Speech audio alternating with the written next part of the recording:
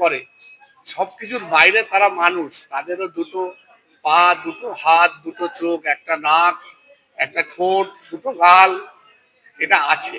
এইটাই বেশিরভাগ মানুষ মানে না। আমাদের দুটো জিনিস আছে, একটা আমরা ভগবান আর একটা আমরা শয়তান, মাঝামাঝি যে আমরা মানুষ, এইটাই বেশিরভাগ মানুষ ভাবে না। এই ভাবনাটা আনা। এবং আরেকটা জিনিস যেটা মেন এই ছবির পিছনে ইন্ধন, সেটা হচ্ছে আমরা কোনোদিন কোনো সিনেমায় গিয়ে মেডিকেল কলেজকে দেখতে পাইনি, আমাদের মাকে দেখতে পাইনি। এই যে শুরু হয়েছে সিনেমাটা, এই যে সাদা রঙের বাড়িটা দেখছেন, এটা আমাদের মায়ের বাড়ি। এবার অ্যাকচুয়ালি আমরা প্রত্যেকটা মেডিকো কিন্তু মন থেকে এটা ভাবি, আমাদের জীবনের ওই 5 বছর হচ্ছে আমাদের মায়ের গর্ভে থাকা। আমরা এটা মনে করি যে সবাই সাধারণত 9 মাসে বেরিয়ে আসে, আমরা 5 বছর, 5.5 বছরে বেরিয়েছি, এবং বিশ্বাস করুন আমরা বেরোতে চাইনি। প্রত্যেকবার ওই ডেলিভারির আগে, মানে যে বেরোয় 5 বছর পর, তাদের চোখে জল এসে যায়।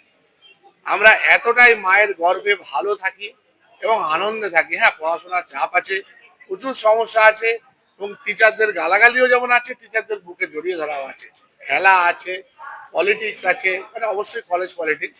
আমাদের কলেজের কোনোদিন পলিটিক্স সাধারণত আগে বাইরে যেত না।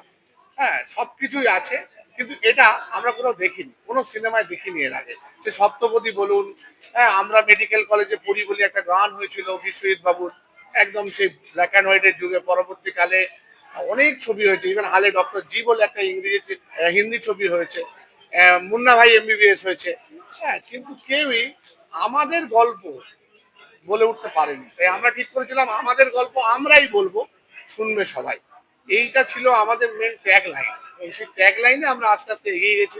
যখন ফান্ড পেয়েছি একটু শুটিং করেছি, যখন ফান্ড পেয়েছি একটু ডাবিং করেছি, যখন ফান্ড নেই বসে থেকেছি।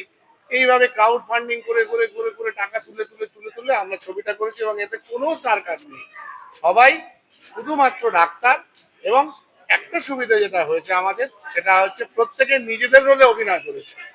এমন নয় কাউকে কোনো আলাদা রোলে করতে হয়েছে, একজন হয়তো পেশেন্ট হয়েছিল, তাকে হয়তো একটু আলাদা রোলে করতে হয়েছে, আদার দেন দ্যাট সবাই নিজেদের রোলই প্লে করেছে। এটা আমাদের একটা বড় সুবিধা হয়েছে। আর গান আমাদের একটা বিরাট বড় প্লাস পয়েন্ট।